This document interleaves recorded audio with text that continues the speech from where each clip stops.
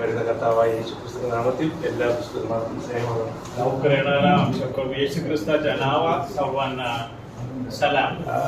ഇവിടെ ഇങ്ങനെ നടന്ന കൂട്ടായ്മയിലേക്ക് വരുവാനും എല്ലാ വിവിധതകളിലായി ഒരുമിച്ച് കൂടിയ വിശുദ്ധന്മാർക്ക് ചേർന്ന് കർത്താവിനെ മഹത്വപ്പെടുത്താനും ലഭിച്ച ഭാഗ്യപദവിയെ ഓർത്ത് കർത്താവിനെ ശ്രദ്ധിക്കുന്നു. वेगवेगळ्या ठिकाणीपासून आम्ही इथे एकत्र जमलेलो आहोत आणि आपल्या बरोबर मला देखील इकडे येऊन सहभागीदार ठेवण्याकरिता प्रभू संधी दिलेला आहे. याबद्दल मी प्रभूची स्तुती करीत आहे. പ്രത്യേകിച്ചും ഈ ആരാധനയിലും അല്പസമയം നിങ്ങളുടെ കൂടെ ദൈവദിനം പങ്കുവയ്ക്കുവാൻ വിശുദ്ധന്മാർ എന്നോട് കാണിച്ച വലിയ സ്നേഹത്തിന് നന്ദിയുണ്ട്. विशेष करून प्रभू भोजन आणि आपल्या बरोबर देवाच्या वचनातून सहभागीदार ठेवण्याकरिता पवित्र लोकांनी मला संधी योजन करून दिले. याबद्दल मी प्रभूची स्तुती करीत आहे. ഇവിടെ എനിക്കറിയാം, ഇവിടെ ഇരിക്കുന്നവരെല്ലാം നല്ലപോലെ വചനം പറയാൻ പ്രാഗൽഭ്യമുള്ളവരാണ്. मला एक विषय माहिती आहे की इथे बसलेला प्रत्येक व्यक्ती देवाच्या वचनातील अधिक ज्ञान असलेले लोक आहे. എന്നിട്ടും എനിക്ക് അവസരം तरी पण मला संधी उपलब्ध करून दिलेला आहे. या विषयाबद्दल मी प्रभूला आभार मानतो. ഇന്ന് നമ്മള് ചിന്തിക്കാൻ ആഗ്രഹിക്കുന്നത് സത്യ ആരാധന എന്നുള്ള ഒരു വിഷയത്തിലാണ്. आज जो विषय मी आपल्या बरोबर बोलण्याकरिता इच्छा धरलेला आहे की त्या विषय असे आहे की सत्य आराधना काय आहे. അപ്പോൾ എനിക്കിഷ്ടം ആത്മീയ യുദ്ധം എന്നതിനെ കുറിച്ച് പറയാൻ വേണ്ടിയായിരുന്നു. खरोखर माझ्या इच्छा असे आहे की आध्यात्मिक युद्धाबद्दल सांगावे असं होता. കാരണം ഒരാഴ്ച കണ്ടിന്യൂസ് എടുത്താലും തീരില്ലാത്ത നിലയിൽ ഒരുക്കിയ വന്നേ. कारण एक आठवडा संपूर्ण आध्यात्मिक युद्धाबद्दल सांगितलं तरी संपवणार नाही. എന്നാലും ഇന്ന് സത്യ ആരാധനയെ കുറിച്ച് പറയണമെന്ന് പറഞ്ഞപ്പോൾ അതും വളരെ ആവശ്യമാണല്ലോ എന്ന് ചിന്തിക്കൂ. तरी देखील आत्म्याने आणि खरेपणाने आम्ही कसा उपासना केली पाहिजे या विषयाबद्दल सांगणे देखील अत्यंत गरज आहे. ഏത് കാര്യത്തിനും അറിവ് വേണം. प्रत्येक विषयाबद्दल आम्हाला ज्ञानाची गरज आहे. അറിവില്ലായ്മ അത് പാപത്തിന്റെ മാതാവാണ്. ज्ञान नसले तरी त्या पापाची आई आहे असे एक कार्य मी ऐकलं. കാരണം കർത്താവ് തന്നെ പറഞ്ഞല്ലോ മത്തായി 22:29 നിങ്ങൾ തിരുവെഴുത്തുകളെ കുറിച്ചും ദൈവശക്തിയെ കുറിച്ചും അറിയാൻ തെറ്റിപ്പോകുന്നു. मत्ताईच्या सुवर्तमानामध्ये 22:29 22:19-29 मध्ये सांगितलेलं आहे देवाच्या वचनाविषयाबद्दल तुम्ही अज्ञान आहे त्यामुळे तुम्ही बहकून जात आहे. അപ്പോൾ ദൈവത്തിന്റെ വചനം നമ്മൾ അറിയണം. म्हणून आम्ही देवाच्या वचनाविषयाबद्दल ज्ञान घेणे अत्यंत गरज आहे. നമുക്ക് ഏത് കാര്യവും ദൈവവചനത്തിൽ കാര്യങ്ങൾ അടിസ്ഥാനമായിരിക്കും. प्रत्येक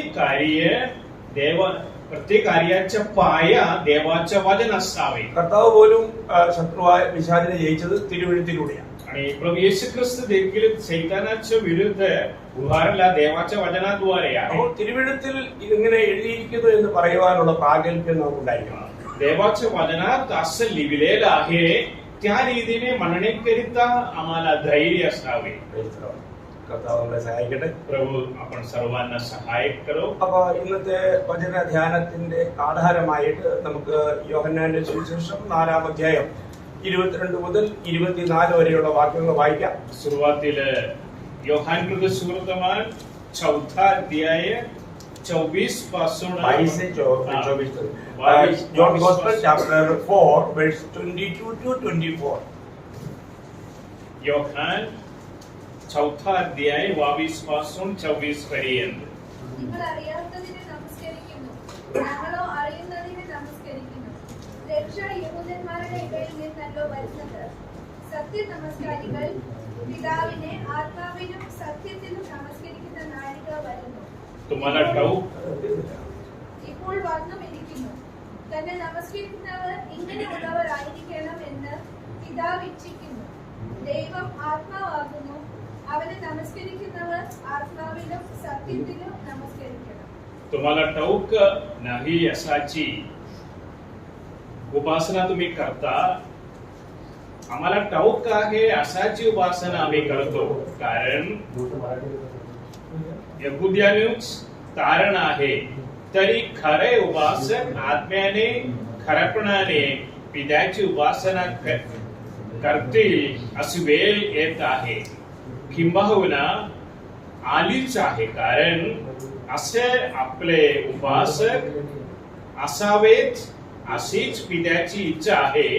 देव आत्मा आहे आणि त्याच्या उपासकांनी त्याची उपासना ആത്മാനെ ഖരപ്പണാനെ കേളി പാടിയേ.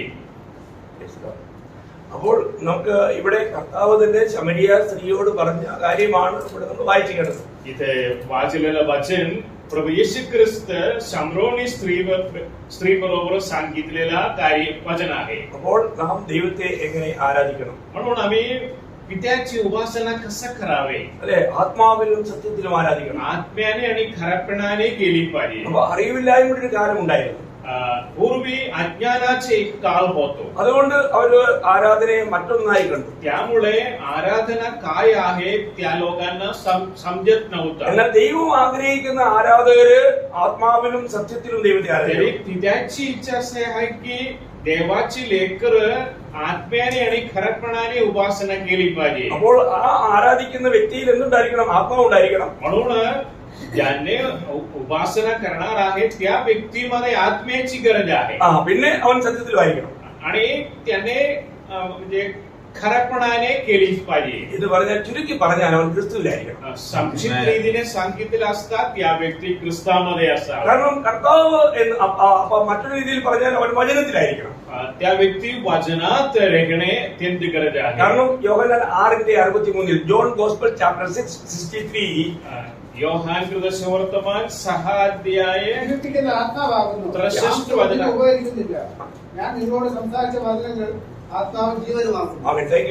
അപ്പോൾ നമ്മൾ ഇവിടെ ഒരു കാര്യം മനസ്സിലാക്കുന്നത്, ഈ ദൈവത്തിന്റെ വചനം എന്ന് പറഞ്ഞാൽ അത് ആത്മാവും ജീവനുമാണ്.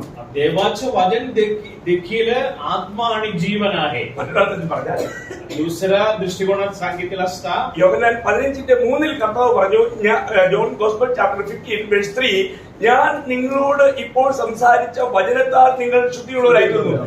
വചനത്തിന് നമ്മളെ ശുദ്ധീകരിക്കുവാൻ ശക്തിയുണ്ട്. आता ते वचन मी आपल्याकडे सांगितलेलं आहे, त्या वचनामुळे आता तुम्ही शुद्ध आहात. എന്നാൽ അതിന് പ്രാധാന്യം കൊടുക്കുന്ന കാര്യം അതിന്റെ 17:17 ജോൺ ഗോസ്പൽ ചാപ്റ്റർ 17:17 आणि त्याच्या 17 अध्याय आणि 17 वचनात सांगितलेलं आहे വിശുദ്ധീകരിക്കണമേ, നിന്റെ വചനം സത്യമാകുന്നു. അപ്പോൾ സത്യത്താൽ അവരെ വിശുദ്ധീകരിക്കണമേ, നിന്റെ വചനം സത്യമാകുന്നു. पिता सत्यात त्यांना पवित्र करा, कारण तुझे वचन सत्य आहे. അപ്പോൾ നമ്മൾ സത്യത്തിലും ആത്മാവിലും ദൈവത്തെ ആരാധിക്കണം. सत्यात आणि खरपणेत आम्ही उपासना केली पाहिजे. ഇന്ന് അനേകരും കർത്താവിന്റെ സന്നിധിയിലേക്ക് കടന്നു വരുമ്പോൾ, ഞാൻ സത്യ ദൈവത്തെ ആരാധിക്കുവാൻ കടന്നു പോകുമ്പോൾ എങ്ങനെയാണ് ദൈവത്തെ ആരാധിക്കേണ്ടത് എന്നതിനെ കുറിച്ചൊരു ബോധ്യമില്ലാത്തതുകൊണ്ട് അവർ വഞ്ചിക്കപ്പെടുക. अनेक लोक देवाच्या सानिध्यातील येत असता, हे देवा मी कसं तुम्हाला उपासना केली पाहिजे या विषयाबद्दल अज्ञान असल्यामुळे पुष्कळ लोक धोकामध्ये पडलेला आहे. നമ്മളെ ആരാധിക്കാനായിട്ട് വരുമ്പോൾ തന്നെ നമുക്ക് ഇത് സന്തോഷമായിരിക്കും. आम्ही उपासनासाठी आला असताना देखील आम्हाला किती आनंद आहे. നമ്മൾ ആരെ ആരാധിക്കാൻ വന്നതാണ്? आम्ही कोणाच्या व्यक्तीची आराधना करण्याकरिता आम्ही आलेले आहे? നമ്മളെ വീണ്ടെടുത്ത, ज्याने आम्हाला मुक्त केला त्यांची आराधना करण्याकरिता आलेला, നമ്മളെ രക്ഷിച്ച, आम्हाला तारणात आणलेला നമ്മുടെ ഉടയവനായ आणि आमच्या सर्व अधिकारी, നമ്മളെ പരിപാലിക്കുന്ന, പരിപോഷിപ്പിക്കുന്ന ആ നല്ല കർത്താവിനെ ആരാധിക്കുവാനായിട്ട് വരുമ്പോ വരവ് കാണും പറയാം, ഉത്സാഹം കാണും പറയാം, യഥാർത്ഥത്തിൽ അവൻ ആത്മാവിലാണോ അതോ സത്യത്തിലാണോ? ज्याने आम्हाला पूर्णपणे तारण देऊन आम्हाला संरक्षण करतो, त्याच्या उपासना करण्याकरिता आम्ही येत असता त्या व्यक्तीच्या चलणूक पाहिला असताना देखील आम्हाला पाहायला मिळतं किती खऱ्यापणाने त्याने आलेला आहे. അല്ലെ, 122 സങ്കീർത്തനത്തിന്റെ 1-ാം വാക്യത്തിൽ വായിക്കുന്നത്, നമുക്ക് ദൈവസന്നിധിയിലേക്ക് പോകാമെന്ന് പറഞ്ഞപ്പോഴേ തുള്ളിച്ചടിയുന്ന 122 Psalms.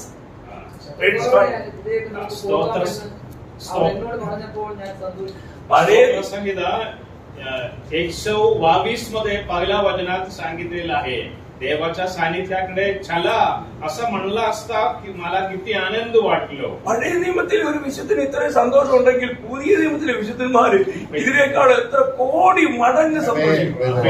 जुन्या करारातला व्यक्ती असं म्हणलेला असता नवा करारातला आम्ही कितीतरी आनंद केलीच पाहिजे. കാരണം അവർക്ക് ദൈവത്തിന്റെ ആത്മാവില്ല.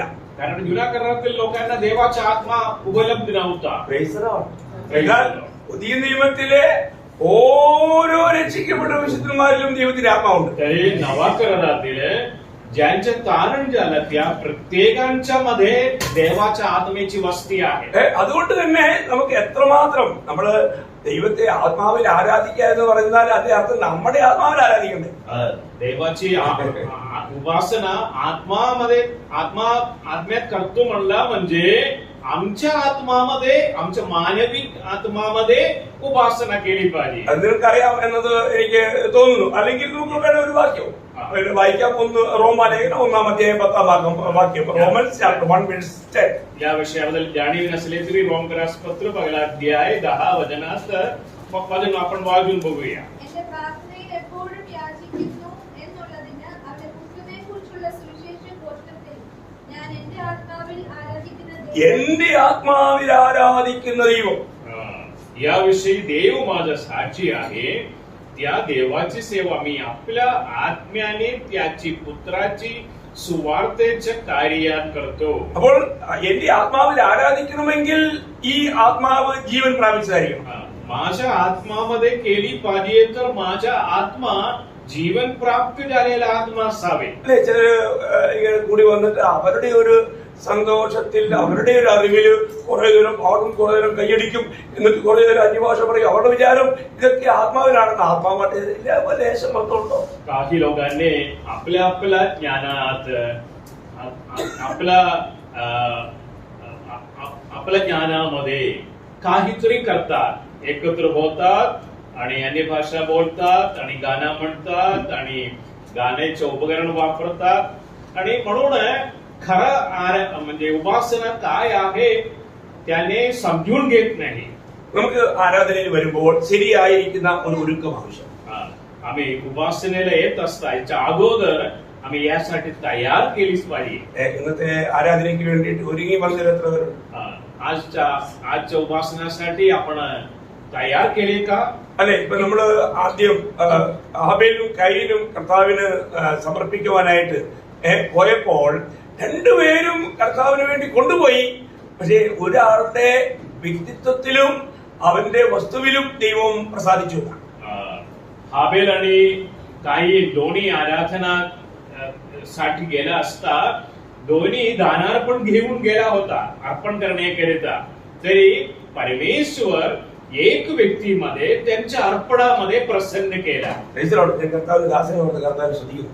देवाच्या दासाबद्दल मी अर्पण करत असता मी स्तुती करतो. കാരണം ഏത് ശിശുവിന് കാര്യം മനസ്സിലാവും. प्रत्येक लहान लेकरांना देखील समजून समजतात. എല്ലാരെ കൊണ്ട് അങ്ങനെ പറഞ്ഞു പഠിപ്പിക്കാൻ പറ്റില്ല. सर्वांना या विषय होत नाही. ഞാൻ സാധാരണ പറയുന്നതൊക്കെ വളരെ സ്പീഡിൽ പോകുമ്പോഴത്തേക്ക് സാധാരണക്കാർക്ക് എന്നെ ഫോളോ ചെയ്യാൻ വലിയ ബുദ്ധിമുട്ടാണ്. मी फार वेगाने स्पीड मध्ये जातात म्हणून साधारण लोकांना माझ्या बरोबर येणे थोडासा अवघड आहे. സ്പീഡിൽ പോകാൻ പാടില്ല. अधिक वेगाने जाऊ नये. അപ്പോ ലഭിച്ച സമയത്തിനുള്ളിൽ ഓടിത്തീർക്കണമെന്ന് വിചാരിച്ച ഓട്ടം ഓടുന്നത്. जो वेळ मला उपलब्ध दिलेला आहे त्या वेळे सर्व संपूर्ण करावे असं मी इच्छितो. ഏതായാലും ഞാനും പതുക്കെ പിടിച്ചേ ഇനി പോകുന്നുള്ളൂ. मी म्हणून थोडासा ब्रेक हलवून मी पुढे जातो. Praise the Lord. കർത്താവിന് മഹത്വം ഉണ്ടാകട്ടെ. देवाची स्तुती असो, देवाच्या नावाच्या गौरव असो. അപ്പൊ കർത്താവിന്റെ ദാസന്റെ കൂടെ നിന്ന് ഇങ്ങനെ പ്രസംഗിക്കുകയാണെങ്കിൽ ഞാനും അത് പഠിക്കും. देवाच्या भक्ताबरोबर उभारला असताना मी देखील थोडासा समजून घेणार आहे. അങ്ങനെ ആരെങ്കിലും വേണമല്ലോ. കർത്താവിന് മഹത്വം. देवाची स्तुती असो. അപ്പോൾ നമ്മുടെ ജീവിതത്തിൽ നമുക്ക് എന്തായിരിക്കണം? നമുക്ക് ഇതിനെ കുറിച്ച് ഒരു ശരിയായ അറിവുണ്ടായി. या विषयाबद्दल आम्हाला खऱ्या ज्ञानाची गरज आहे. അപ്പോൾ ഹാബേലും കായീനും കൊണ്ടുപോയിട്ട് എന്തുകൊണ്ടാണ് കായീനിലും അവന്റെ വഴിപാടിലും ദൈവം പ്രസാദിക്കാതിരുന്നത്? कायीन आणि हाबेल आला असता परमेश्वर कायीन आणि त्याने आणलेल्या अर्पणामध्ये प्रसन्न झाला नाही याचं कारण काय आहे?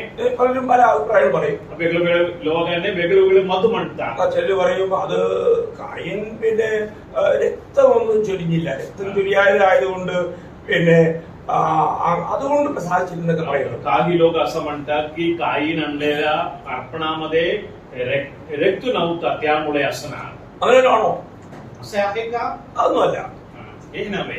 അതൊന്നും അങ്ങനെ ഒരു നിയമോ വിധിയൊന്നും ദൈവം കൊടുത്തിരുന്നില്ല. असं काहीतरी विधी किंवा नियम देवाने दिलेला नव्हता. അതൊക്കെ കൊടുത്തത് മോശയുടെ കാലത്താണ്. असा नियम मोसेच्या काळामध्ये दिलेला होता. എന്നാൽ ഇവിടുത്തെ വിഷയം എന്താണ്? इथे काय आहे അവിടെ പറഞ്ഞിരിക്കുന്നത് നിങ്ങൾക്ക് എല്ലാവർക്കും അറിയാലോ. ഉൽപ്പത്തി പുസ്തകം അതിന്റെ 4-ാം അധ്യായത്തിന്റെ 4 മുതൽ 6 വരെയുള്ള വാക്യം. ചെയ്യുന്നില്ലെങ്കിലോ യെസ്, उत्पत्तीचे पुस्तक 4था അതിലെ 4-ാം അധ്യായം 3 മുതൽ വായിച്ചു. 3ऱ्या वचनापासून आपण बघा.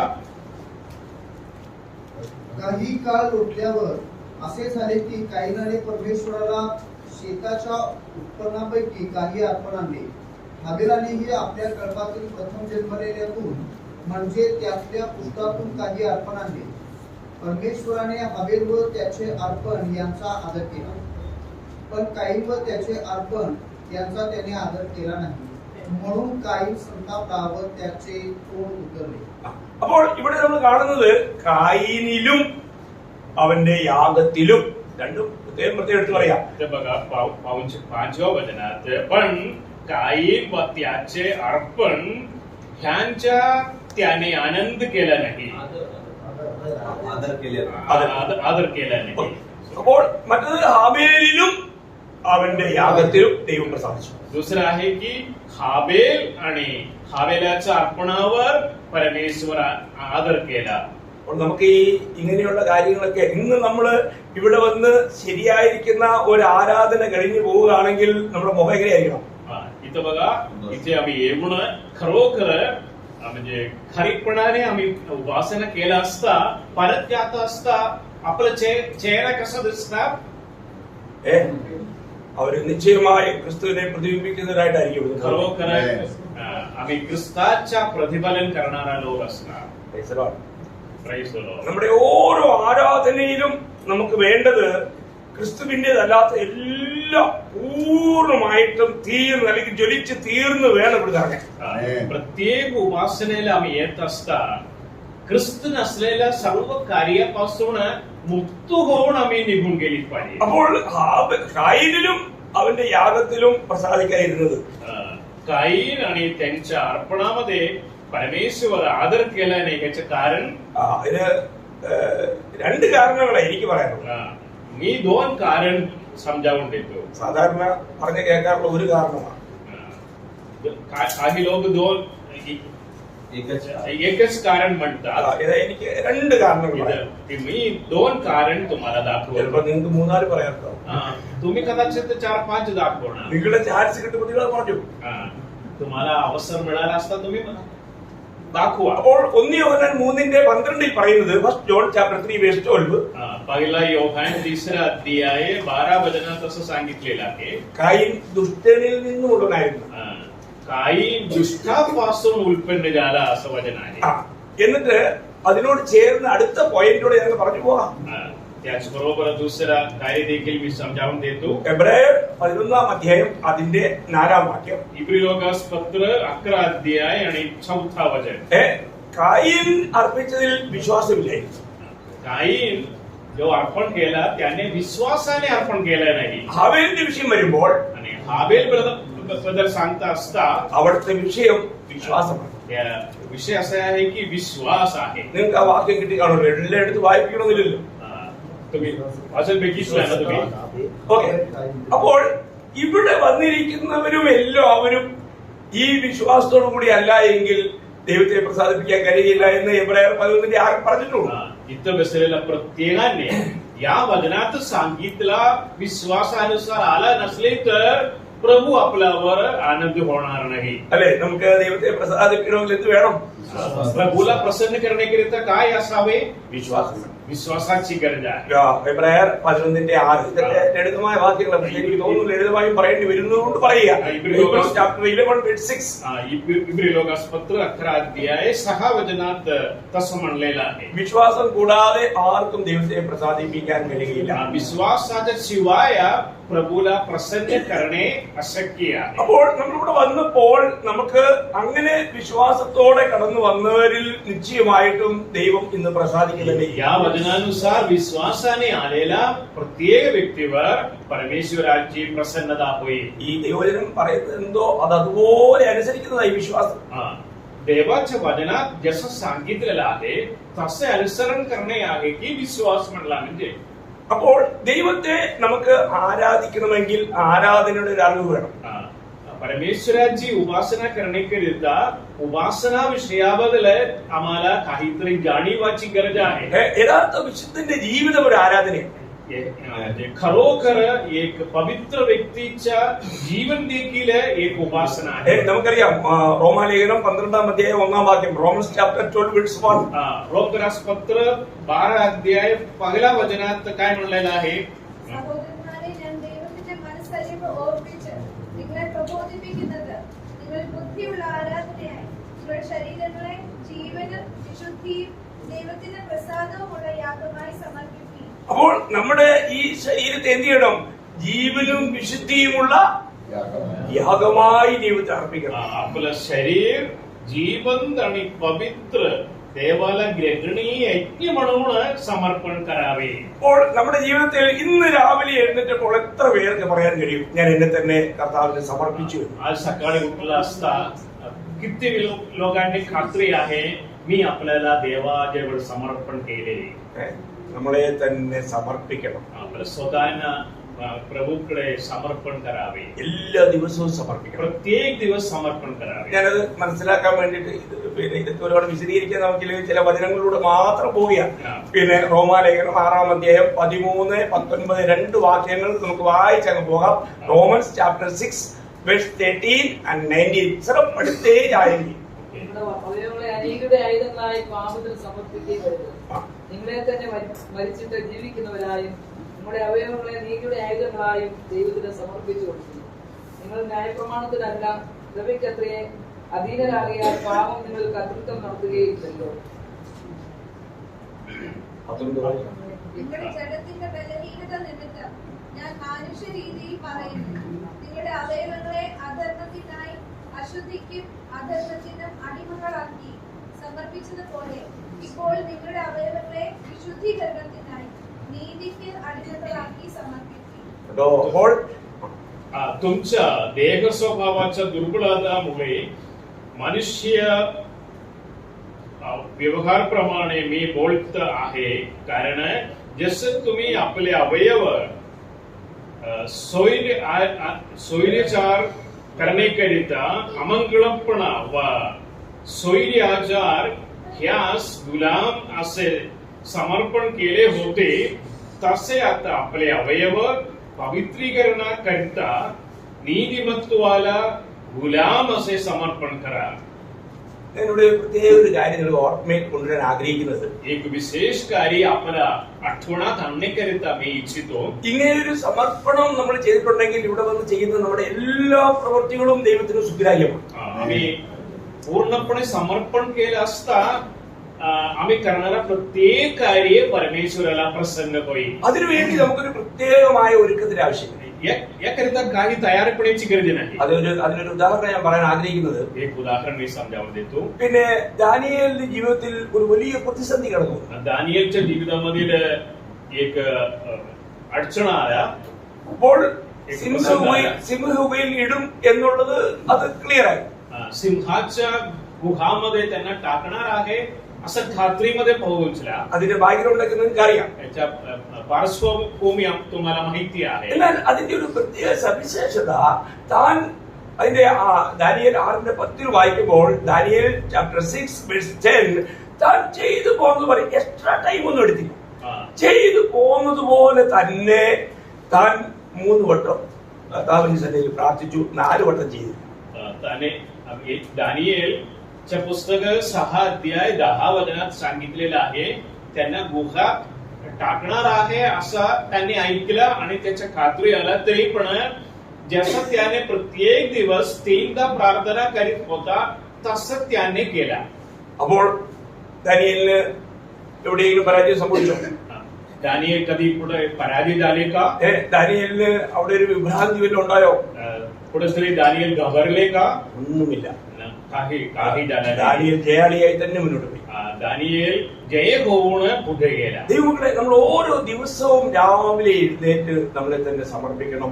ദൈവത്തിനൊരു യാഗമായി തന്നെ സമർപ്പിക്കണം.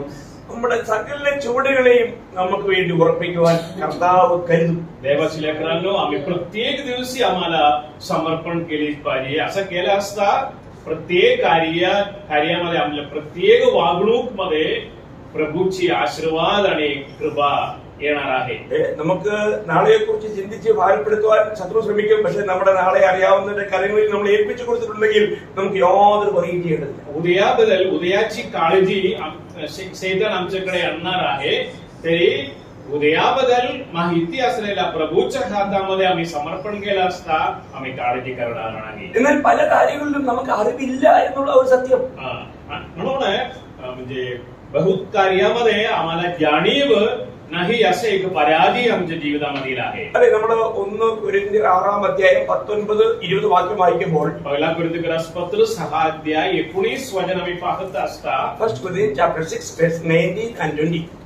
ദൈവത്തിന്റെ ദാനമായി നിങ്ങൾ ലഭിക്കുന്ന പരിശുദ്ധാത്മാവിന്റെ മന്ദിരമാകുന്നു നിങ്ങളുടെ ശരീരമെന്നും നിങ്ങളെ വിലയ്ക്ക് വാങ്ങിയിരിക്കാൻ നിങ്ങൾ ദാനങ്ങൾക്ക് ഉള്ളവരല്ല എന്നും അറിയുന്നില്ലയോ? അറിയുന്നില്ലയോ? ഒരു ചോദ്യമാ. അറിയുന്നില്ലയോ? അറിയുന്നില്ല എന്നുള്ളത് തന്നെ. അറിയുന്നില്ല, അതുകൊണ്ടായി അറിയുന്നില്ലയോ എന്ന് ചോദിക്കാൻ കാരണം. तसेच शरीर तुमच्यामध्ये वासणारा जो पवित्र आत्मा देवापासून तुम्हाला मिळाला आहे त्याचे मंदिर आहे हे तुम्हाला ठाऊक नाही काय? അപ്പോൾ ഇത് അറിഞ്ഞു കഴിഞ്ഞാൽ മാത്രമേ 20 വാക്യത്തിൽ വായിക്കുന്നത് പോലെ ഈ ശരീരം കൊണ്ട് ദൈവത്തെ മഹത്വപ്പെടുത്താൻ കഴിയൂ. आम्हाला ठाऊक झाला असता 20व्या वचनात सांगितल्याप्रमाणे ശരീരദ്വാരെ देवाचा गौरव करू शकता. അപ്പോൾ ഓരോ ദിവസവും നമുക്ക് ശരീരത്തിൽ വസിക്കുമ്പോൾ നമ്മുടെ കർത്താവ് മഹത്വം എടുക്കുന്നു എന്നുള്ള ഒരു ഉറപ്പ് പ്രാപിച്ചു വേണം നമ്മൾ ഓരോ ദിവസം യാത്ര ചെയ്യാൻ. म्हणून प्रत्येक दिवशी आम्ही शरीरामध्ये वास करत असता माझ्याद्वारे देवाचा गौरव होते असा एक समजणूक आम्हामध्ये असावे. ദൈവത്തിൽ നമ്മൾ അറിയണമെന്ന് ആഗ്രഹിക്കുന്നതും അറിയുന്നില്ല എന്ന് പറയുന്നതായിട്ടുള്ള ഒരുപാട് കാര്യങ്ങളുണ്ട്. देवाच्या वचनामध्ये आम्हाला ठाऊक आहे, आम्हाला ठाऊक नाही असं अनेक कार्य आहे. എന്നാൽ ഞാൻ അറിയുന്നു എന്ന് പറയുന്ന ഒരു 3 കാര്യം ഈ ആരാധനയോടുള്ള ബന്ധത്തിൽ തന്നെ നിങ്ങളെ പെട്ടെന്ന് ഓർമ്മിച്ചങ്ങ് ഇരിക്കാൻ ആഗ്രഹിക്കുന്നു. കാരണം പിന്നെ നമുക്ക് അത്രയുള്ള സമയം. मला ठाऊक आहे असं 3 कार्याबद्दल उपासनेच्या संबंधाने आपल्या बरोबर आम्ही म्हणजे सांगण्यासाठी मी इच्छितो. വളരെ അടുത്തടുത്തുള്ള വാക്യങ്ങളാണ്. 1 John chapter 5:18, 19, 20. पहिला योहान 5वा अध्याय 18 आणि 19 वचन. അപ്പൊ അവിടെ കൂടെ 3 അറിവുകളാണ്. നിങ്ങൾ ശ്രദ്ധിച്ച് വായിക്കണം, ഒന്നുകൂടെ ശ്രദ്ധിച്ച് കേൾക്കുക. 1 John chapter 5:18, 19, 20. पहिला योहान 5वा अध्याय 18, 19. 19 आणि 20. ആദ്യ വാക്യം വായിച്ചു നിർത്തണം. ഫസ്റ്റ് വാക്യം പടുക്കിടക്കെ എടുക്കണം.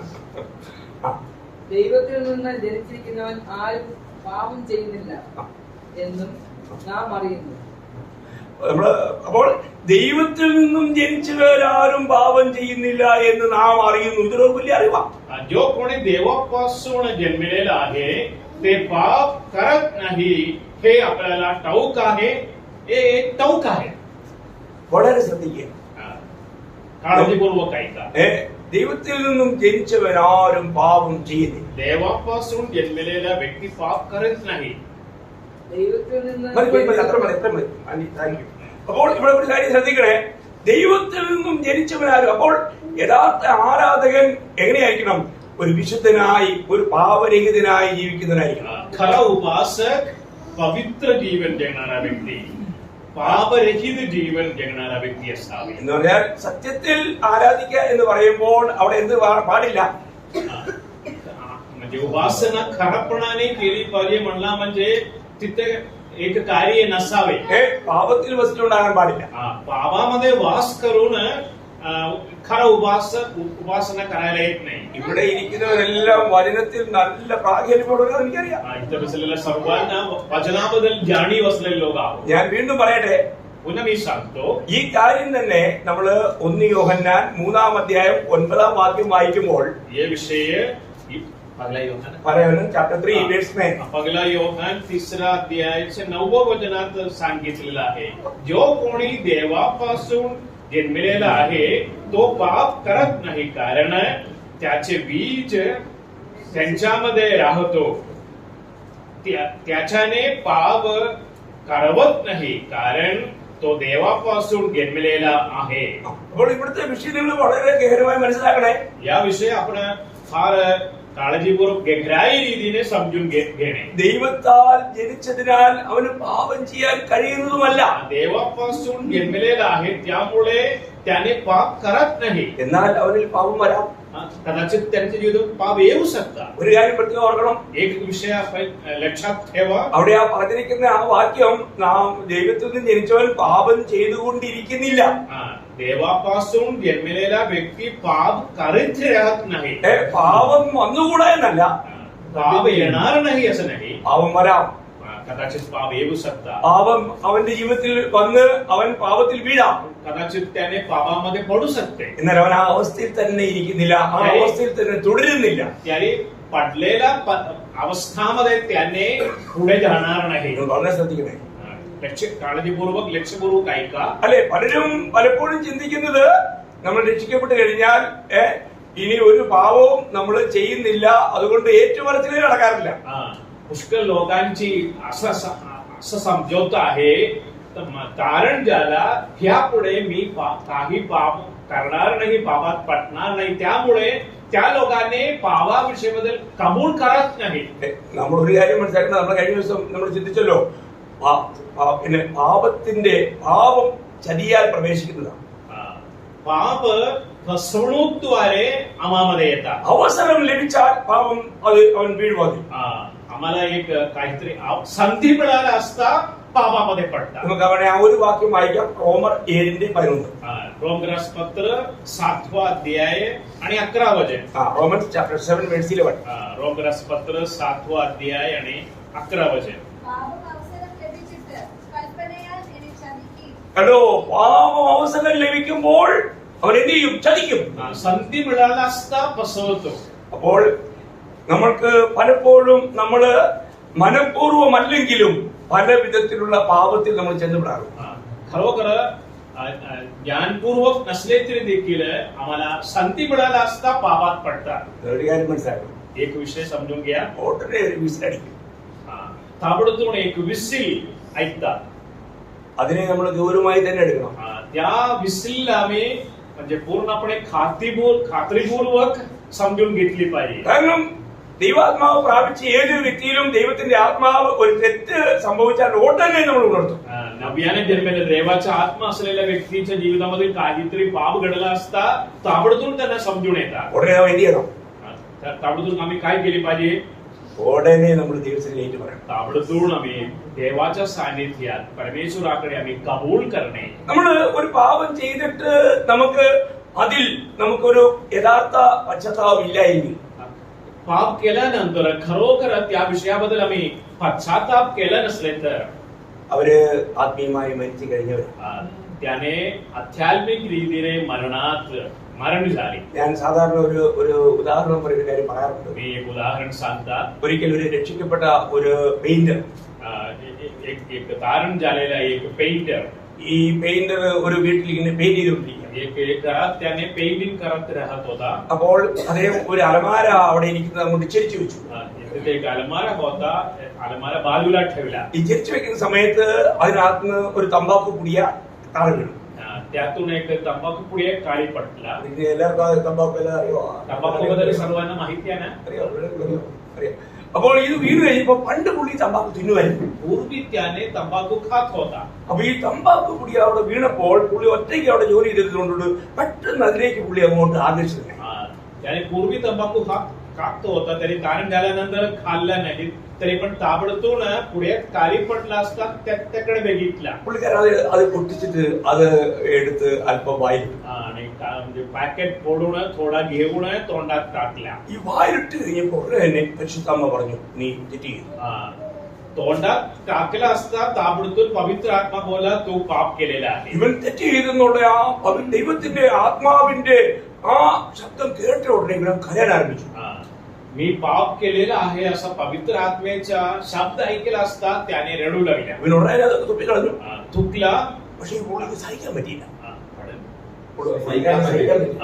तरी त्यांना सहन होत नाही असा परिस्थिती आहे ഇത് കുട്ടി കരയാ रडू लागल्या അപ്പൊ ഈ ജോലി ആ ഓണർ വന്നോട്ട് ഇയാൾ കരഞ്ഞോണ്ടിരിക്കുക आणि मालक आला असता तो रडत बसलेला आहे എന്നിട്ട് പിന്നെ ഇദ്ദേഹത്തെ കൊണ്ട് പണി ചെയ്യാൻ കഴിഞ്ഞില്ല പുള്ളി വീട്ടിൽ പോയി आणि त्याने पुढे त्याने काम केलं नाही घरी गेलो വീട്ടിൽ ചെന്നിട്ട് അവിടെ കരച്ചില്ല घरी गेल्यानंतर देखील रडू लागली ഭാര്യ വന്ന് ചോദിച്ചിട്ടൊന്നും പറയുന്നില്ല बायको येऊन बघितला विचारला काय झाला ദേവദാസം വന്ന് ചോദിച്ചാൽ എന്നാ പറ്റി സഹോദരാ?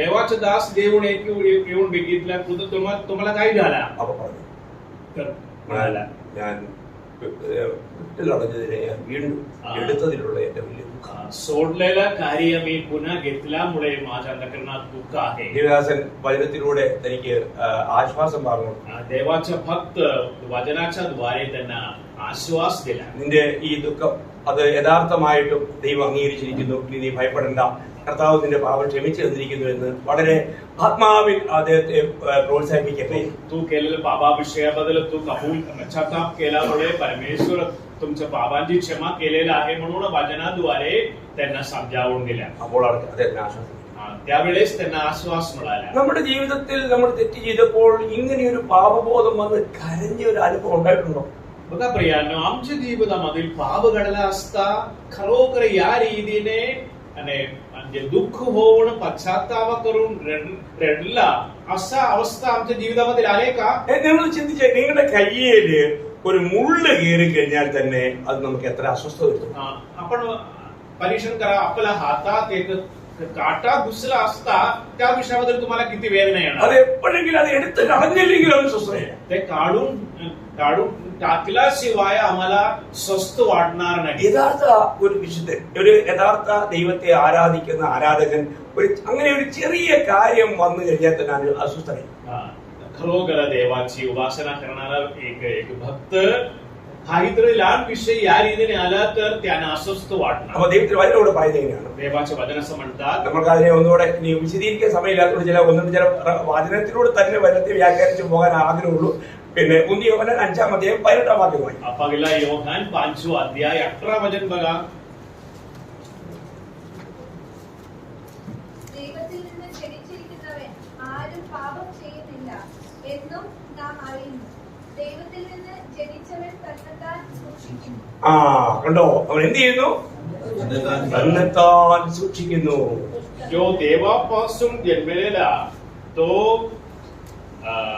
त्याला सुरक्षित ठेवतो आणि त्या दुष्टाचा संपर्क त्याला होत नाही ഇതാ ദൈവമക്കളെ നമുക്ക് യഥാർത്ഥമായിട്ടും നമുക്ക് നമ്മളെ തന്നെ ഒന്ന് സൂക്ഷിക്കുവാൻ കഴിയുന്നുണ്ടോ आम्हाला स्वतःला सांभाळण्याकरिता होते का आम्हाला കാരണം ഞാൻ ദൈവത്തിൽ നിന്ന് ജനിച്ചവനാണെന്നുള്ള ആ ബോധം അത് നമ്മളെ ഭരിക്കുമ്പോൾ നിശ്ചയമായിട്ടും നമുക്ക് ഇങ്ങനെയുള്ള പാപത്തിൽ നിന്ന് ഒഴിഞ്ഞു ജീവിക്കാനുള്ള ഒരു ആത്മീയ ശക്തിയുടെ പ്രേരണ നമ്മളെ നയിക്കുന്നതാണ് खरोखर मी देवापासून जन्मलेला आहे त्या खात्रीपणा आम्हाला पापापासून दूर राहण्याकरिता आम्हाला सहाय्य करतो രണ്ടാമത്തെ അറിവ് दुसरा ठाऊक असे आहे ഈ സമയത്തെ നമുക്ക് പിടിക്കാൻ കഴിയില്ല समय मी सांभाळतो പിന്നെ അത് അതിന്റെ 19-ാം വാക്യം 19 वचन നമ്മൾ वायच आद्य वायच पहिला योहान 5 अध्याय 19 वचन आपण देवापासून आहे हे आपल्याला ठाऊक आहे सगळे जग त्या दुष्टाला वश झाले आहे അപ്പോൾ നമ്മൾ ദൈവത്തിൽ നിന്നുള്ളവരെന്ന് നാം അറിയുന്നു आम्ही देवापासून आहे असं आपल्याला ठाऊक आहे ഈ അറിവ് എത്ര വലിയ അറിവ് അറിയുള്ളവരെ या ठाऊक फार मोठा ठाऊक आहे ഞാൻ ദൈവത്തിൽ നിന്നുള്ളവൻ എന്ന് ഞാൻ അറിയുന്നു मी देवापासून आहे ഈ അറിവ് വളരെ വിശേഷമായ ഒരു അറിവ് हे ठाऊक फार वैशिष्ट्यकारी आहे നമുക്ക് പലപ്പോഴും നമുക്കല്ലാത്തതിനെ എല്ലാം നമ്മൾ അംഗീകരിക്കുവാനും സ്വീകരിക്കാനും കാരണം ഈ അറിവില്ലാത്തതാണ്. या ठाऊक नसले तर आपल्याला नसलेल्या कार्य आम्ही स्वीकारतो. ഞാന് ഫിലിപ്പിയർ 3-ാം അധ്യായത്തിന്റെ 8 മുതൽ 8-9 വാക്യങ്ങളിൽ നമ്മൾ വായിക്കുന്നത് ക്രിസ്തുയേശുവിനെ കുറിച്ചുള്ള പരിജ്ഞാനത്തിന്റെ ശ്രേഷ്ഠത നിമിത്തം എനിക്ക് ലാഭമായിരുന്നതെല്ലാം ഞാൻ ചപ്പെന്നും ചവറെന്നും എണ്ണുന്നു. फिलिपिकरास पत्र 3रा अध्याय 8व्या वचनापासून असं म्हटलेलं आहे. Philippians chapter 3 verse 8 and 9. कोणीतरी वाचा मराठीमध्ये. फिलिपिकरास पत्र 3रा अध्याय 8व्या वचनापासून.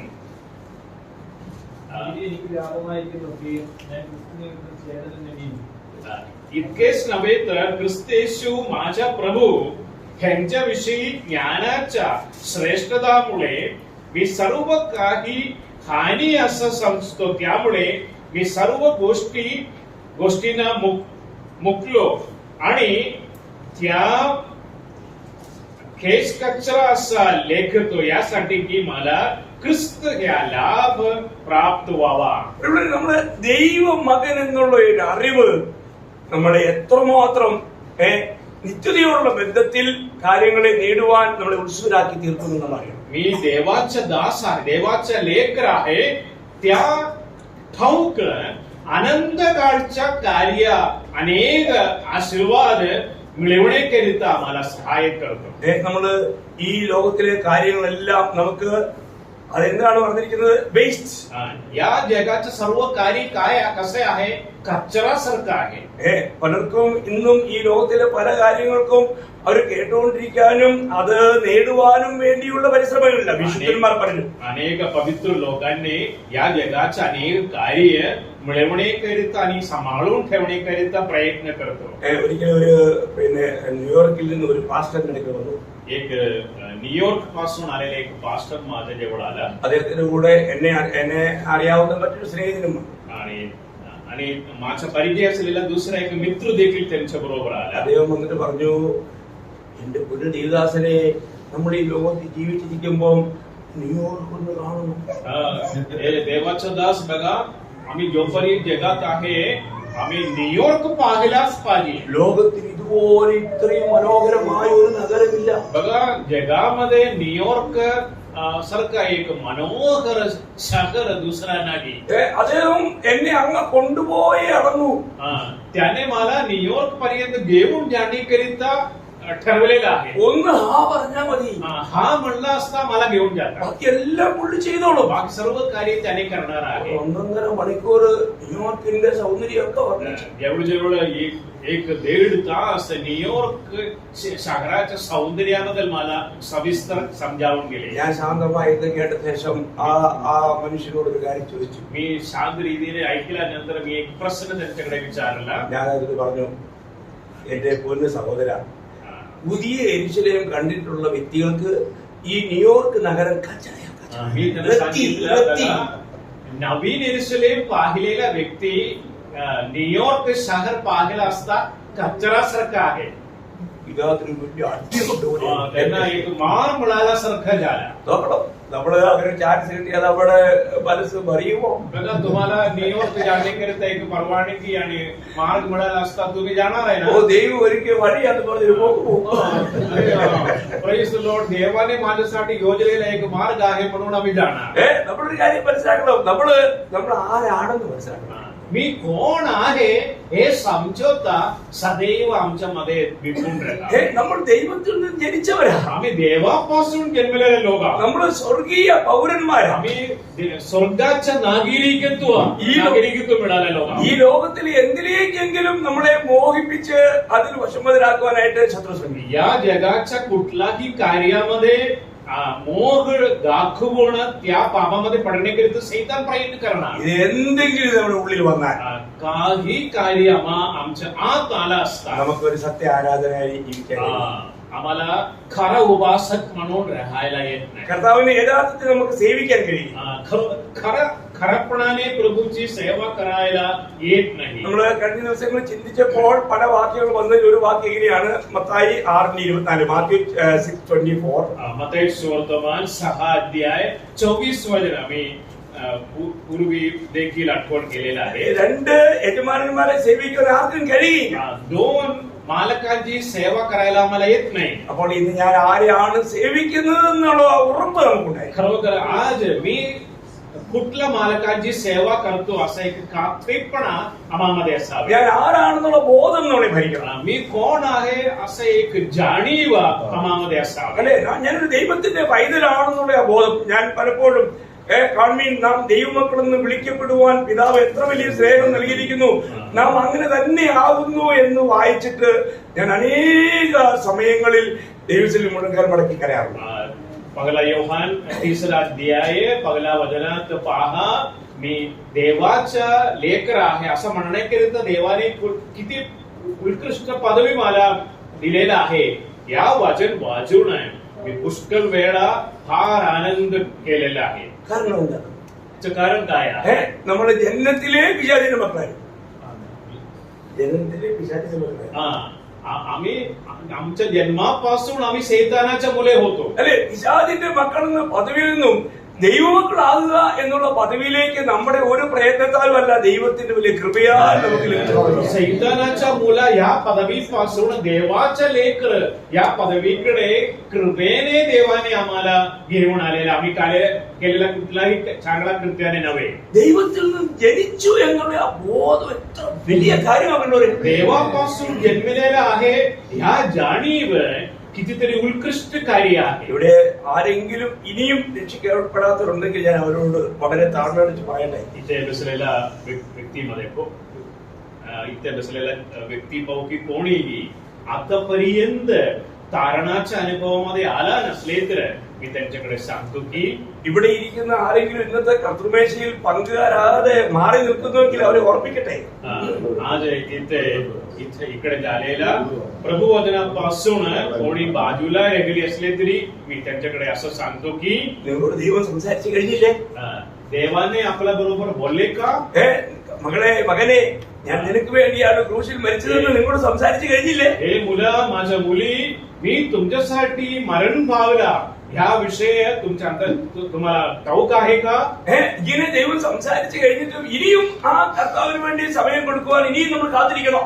देवाने तुमच्या बरोबर खराबपणाने बोलला तरी पण देवाकडे हृदय देण्याकरिता अजून बाजूला ठेवली का? കാരണം യോഹന്നാന്റെ സുവിശേഷം 1-ാം അധ്യായം 12-13 വാക്യങ്ങളാണ് വളരെ മഹത്വപൂർണമായ വാക്യങ്ങൾ. ദൈവത്തിൽ നിന്നുള്ള ജന്മത്തിന്റെ മുഖാന്തരം കർത്താവായ യേശുക്രിസ്തുവിലുള്ള വിശ്വാസം, ആ വിശ്വാസം നമ്മൾ ഏറ്റുപറയുമ്പോൾ സ്വർഗം നമ്മളെ ഏറ്റുപറയും. बघा, योहान सुवर्तमान 3 अध्याय John gospel chapter 1 verse 12 and 13. Yohan सुवर्तमान 1 अध्याय 12 आणि 13 वचनात सांगितल्याप्रमाणे അവനെ കൈക്കൊണ്ട് അവന്റെ നാമത്തിൽ വിശ്വസിക്കുന്ന ഏവർക്കും ദൈവമക്കളായി തീരുവാൻ അധികാരം കൊടുത്തു. എന്നിട്ട് പറയാണ്, അവർ കർത്താവിനെ കൈക്കൊള്ളുക എന്ന് പറയുന്നത് വാസ്തവത്തിൽ ദൈവമക്കളെ ദൈവത്തിന്റെ കൃപ ലഭിക്കാതെ കഴിയില്ല. जितक्याने त्याला स्वीकार केला तितक्याने देवाची मुले होण्याचे अधिकार दिलेला आहे. असा नव्याने जन्म देवाची कृपा शिवाय आम्हाला मिळणार नाही. ഒരു കാര്യം മനസ്സിലാക്കണം. एक कार्य आपण मनात ठेवा. ഇന്ന് നിങ്ങൾ ഇവിടെ ദൈവസന്നിധിയിൽ ഇരിക്കുവാൻ, ഇവിടെ വരുവാൻ കാരണം ദൈവത്തിന്റെ കൃപയാണ്. बघा, आज तुम्ही इथं आला या विषयी देखील देवाची अत्यंत कृपा आहे. കാരണം യോഹന്നാൻ 6:44 വായിക്കുന്നു, ജോൺ ഗോസ്പൽ ചാപ്റ്റർ 6:44, പിതാവ് ആകർഷിക്കാതെ ആരും പുത്രന്റെ അടുക്കൽ വരുന്നില്ല. योहान सुवर्तमान 6 अध्याय 44 वचनात सांगितलेलं आहे, पिता आकर्षण केल्याशिवाय कोणीही माझ्याकडे येणार नाही. അപ്പോൾ അതേ അധ്യായത്തിൽ തന്നെ 65-ാം വാക്യത്തിൽ പറയുന്നു, പിതാവ് വരം നൽകിയിട്ടല്ലാതെ ആർക്കും എന്റെ അടുക്കൽ വരാൻ കഴിയില്ല. या वचनात सांगितलेलं आहे, 66 वचनात सांगितलेलं आहे, पित्याने वर दिल्याशिवाय माझ्याकडे कोणी येणार नाही. അപ്പോൾ ഇന്ന് നിങ്ങൾക്ക് കൃപയും ലഭിച്ചിരിക്കുന്നു, വരവും ലഭിച്ചിരിക്കുന്നു. तर बघा, कृपा आणि वर असं 2 आशीर्वाद आम्हाला प्राप्त झालेला आहे. അത് നഷ്ടമാക്കരുത്. हे नष्ट करू नये. കാരണം 2 കൊരിന്ത്യർ 6:1 വായിക്കുന്നത് ഇങ്ങനെയാണ്, दुसरा कोरिन्थीयस पत्र 6 अध्याय आणि 1 वचनात असं सांगितलेलं आहे, നിങ്ങൾ കൃപ വ്യർത്ഥമാക്കരുത്. देवाची कृपा आम्हाला व्यर्थ मानू नका. ദൈവം നമുക്ക് കൃപ നൽകിയിരിക്കുകയാണ്. देवाने तुम्हाला कृपा दिलेला आहे. അതിന്റെ 2-ാം വാക്യത്തിൽ വായിക്കുന്നു, आणि त्या दुसऱ्या वचनात असं सांगितलेलं आहे, ദൈവത്തിന് പ്രസാദമുള്ള സമയത്ത് ദൈവം നിങ്ങളെ രക്ഷിക്കപ്പെടുവാൻ സഹായിച്ചുകൊണ്ടിരിക്കുന്ന സമയമായത്. आणि तुम्ही आमचा अंगीकार करा आणि कोणावर अन्याय दुसरा पत्र 6 अध्याय आणि दुसऱ्या वचनात म्हणलेलं आहे, कारण तो म्हणतो अनुकूल समयी मी तुझे ऐकले व तारणाच्या दिवशी मी तुला सहाय केले. पहा आत्ताच समय अनुकूल आहे.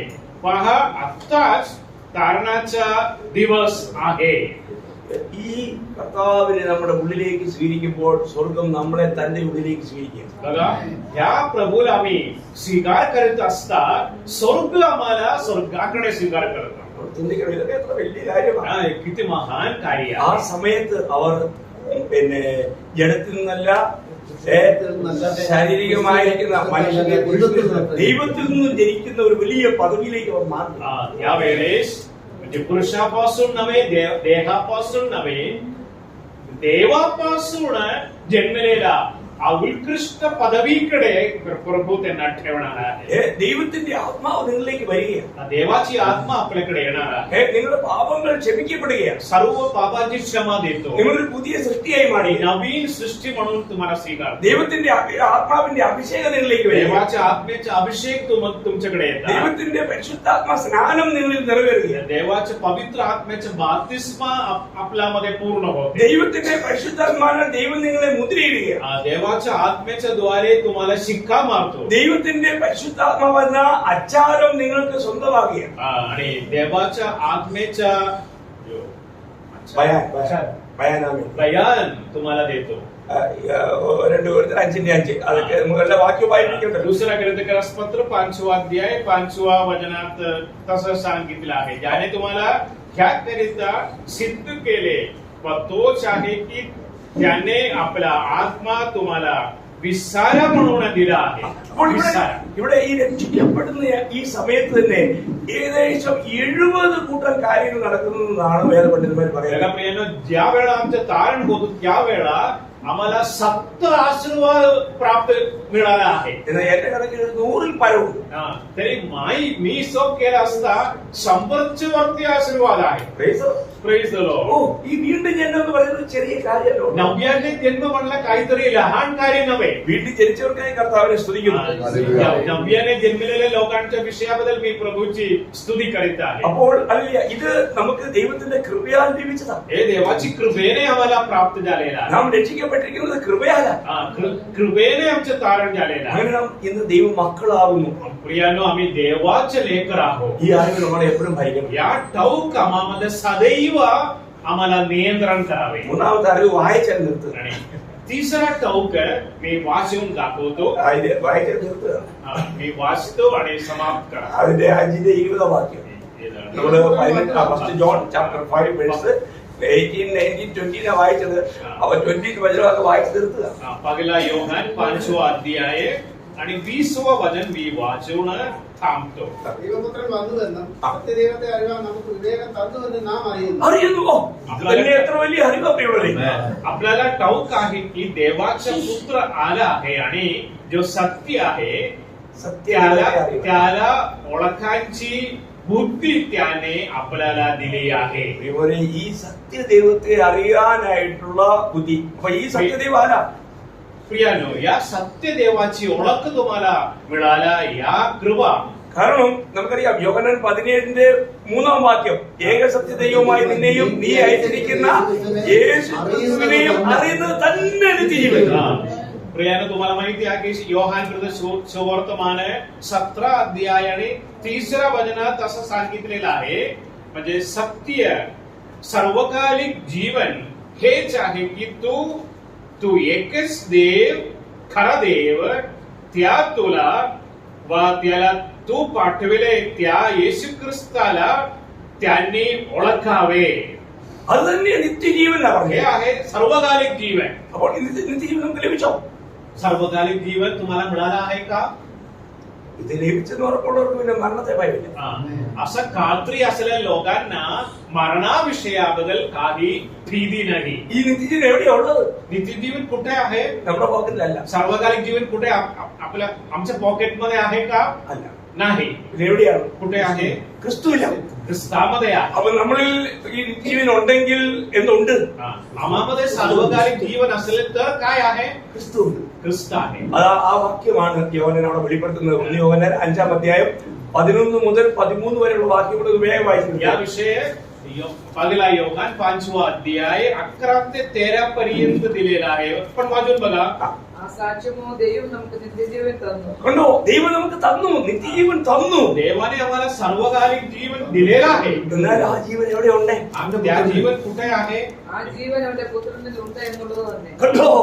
ആ ജീവൻ ഒരു പുത്രനിലാണ് ഉള്ളത്. त्या जीवन आपला पुत्र येशू ख्रिस्तामध्ये आहे. പുത്രനുള്ളവന് ജീവനുണ്ട്, ദൈവപുത്രൻ ഇല്ലാത്തവന് ജീവനില്ല. അടുത്തത് 13. ദൈവപുത്രന്റെ നാമത്തിൽ വിശ്വസിക്കുന്ന നിങ്ങൾക്ക് ഞാൻ ഇത് എഴുതിയിരിക്കുന്നത് നിങ്ങൾക്ക് നിത്യജീവൻ ഉണ്ടെന്ന് നിങ്ങൾ അറിയേണ്ടതിന് തന്നെ. ആ വാക്യ പ്രയോഗങ്ങളൊക്കെ നമ്മളൊന്ന് മനസ്സിലാക്കണം. നമുക്കൊരു ഒരു संदेहरहितമായിട്ട് संशयरहितമായിട്ട് ദൈവാത്മാവ് വെളിപ്പെടുത്തിയിരിക്കുകയാണ്.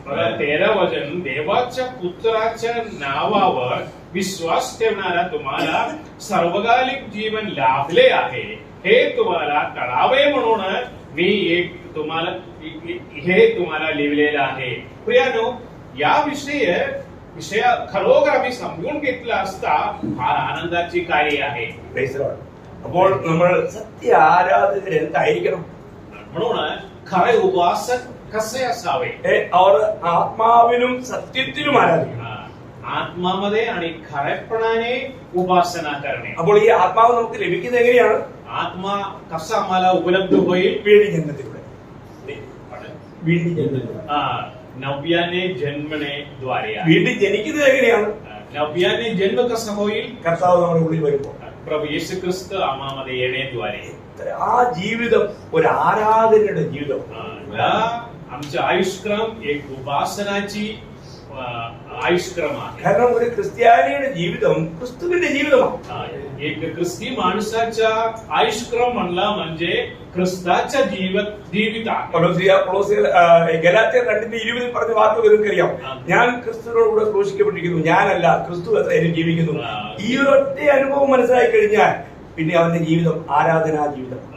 गलात्यरास पत्र 2 अध्याय 20 वचन मी ख्रिस्ताबरोबर पदस्तंभावर खिळलेला आहे. मी जगतो असं नाही, माझ्या ठाई ख्रिस्त जगतो असं समजून आला असता खरोखर आमच्या आयुष्यभर आमच्या संपूर्ण आयुष्य एक उपासनासारखं असणार. കർത്താവിന് മാത്രമാണ് देवाची स्तुती ദൈവസന്നിധിയിൽ നിന്ന് കഴിയുമ്പോൾ ജീവജല നദിയിലേക്ക് ഒഴുകുക. देवाच्या सानिध्यातील उभारला असता म्हणजे जीवनाच्या झरा द्वारे वाहवतो. നമുക്ക് ഏതെങ്കിലും ഒരു കാര്യം നമുക്ക് ഇതൊക്കെ ഒരു ക്ലാസ് ആയിട്ട് ഇങ്ങനെ മണിക്കൂറുകൾ ഇങ്ങനെ എടുക്കുമ്പോൾ അതിന്റെ ആ മാധുര്യം നമുക്ക് ആസ്വദിക്കാൻ കഴിയും. आणि ह्या रीतीने तासभर आणि अनेक तास या एक विषयाबद्दल आम्ही आलोचना करत असता फार आनंदाची कार्य आहे. ഇത്രയും ആഴമുള്ള കാര്യങ്ങളാണെങ്കിലും പലരും ഉറക്കത്തിൽ ആസ്വദിക്കുക. इतके गहराई विषय सांगितला असता काही लोकांनी झोपलेला आहे. കർത്താവ് നിങ്ങളെ സഹായിക്കട്ടെ. प्रभू आपल्याला കർത്താവിന്റെ ഒരുങ്ങിയിരിക്കാം. प्रभू ख्रिस्ताच्या आगमनासाठी आम्ही सदैव तयारीपणामध्ये असावे. കർത്താവിനെ മാനിക്കുന്നവരെ കർത്താവ് മാനിക്കും. ज्याने प्रभूला म्हणजे प्रभूला गौरव देतो प्रभू त्यांना मान्य करतो. ഒരിക്കൽ കൂടി അവസരം നൽകിയ പ്രിയപ്പെട്ടത് കർത്താവിന്റെ നാമത്തിലുള്ള സ്നേഹവും നന്ദി അറിയിക്കും. मला जो समय दिले त्या सर्वांना मी आभार मानतो. കർത്താവ് സമയം എല്ലാവരെയും ഒരുപോലെ അനുഗ്രഹിക്കണം. आम्ही सर्वांना प्रभू